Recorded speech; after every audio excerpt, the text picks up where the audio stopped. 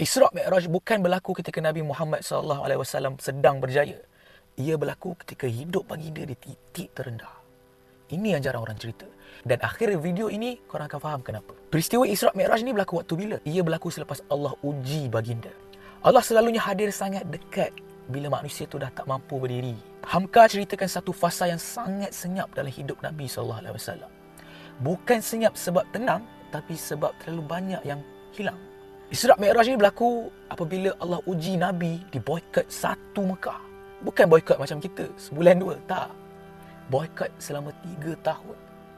Selepas tu diuji lagi dengan kematian bapa saudara baginda, iaitu Abu Talib. Sosok yang sentiasa di hadapan baginda melawan kekejaman Quraisy. Tak lama lepas tu Nabi diuji lagi dengan kehilangan isteri baginda, Khadijah. Sadis bro. Isteri yang faham setiap luka, yang pegang tangan kau apabila orang lain lepaskan. Wanita yang pertama percaya pada baginda ketika seluruh dunia mentertawakan baginda. Dua-dua hilang, satu demi satu Allah uji. Mind blown. Bayangkan orang yang paling faham kita dan orang yang paling melindungi kita pergi serentak. Sumpah tak boleh berindu. Tapi Nabi tak berhenti berdakwah. Sahabat semua nampak kesedihan Nabi ketika itu. Hinggakan waktu tu digelar sebagai Am Husnin, tahun kesedihan. Tapi Nabi tak berhenti berdakwah. Nabi pergi pula ke Taif. Bukan untuk menang, bukan untuk nama, tapi sekadar mencari ruang untuk bernafas. Ibarat inilah harapan terakhir. Tapi apa yang Nabi terima hanyalah bukan sokongan. Bagi dia dihina, dihalak, baling batu, sehingga kan darah mengalir ke kaki baginda. Yang paling sakit bukan luka di badan, tapi perasaan apabila engkau ditolak sebagai manusia. Bayangkan mak ayah kita dicaci, dihina, dibaling batu. Kalau kita kat situ, jujur cakap memang dah stop dah dakwah ni. Sadaqallahul azim, dah tak mampu. Tapi Nabi teruskan. Dan Nabi pulang ke Mekah dengan tangan kosong. Tanpa kemenangan, tanpa perlindungan.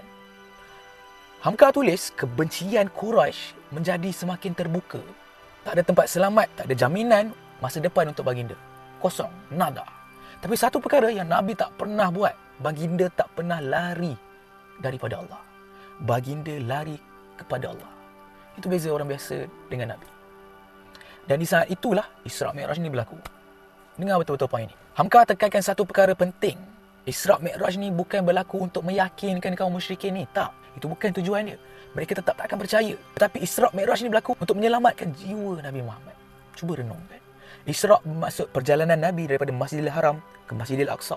Mi'raj bermaksud perjalanan Nabi daripada Masjidil Aqsa menembusi lapisan langit, bertemu dengan nabi-nabi terdahulu dan bertemu dengan Allah Subhanahu Wa Taala. Peristiwa ni gambaran seolah-olah Allah berkata, aku tahu kau penat. Aku tahu kau api patah. Mari aku bawa kau naik. Terimalah jemputanku. Apabila bumi menolakmu, ini bukan tanda Allah meninggalkan. Kan? Kadang-kadang kegagalan tu bukan hukuman. Ia cuma cara Allah memisahkan kau dari dunia supaya kau kembali kuat sebagai manusia.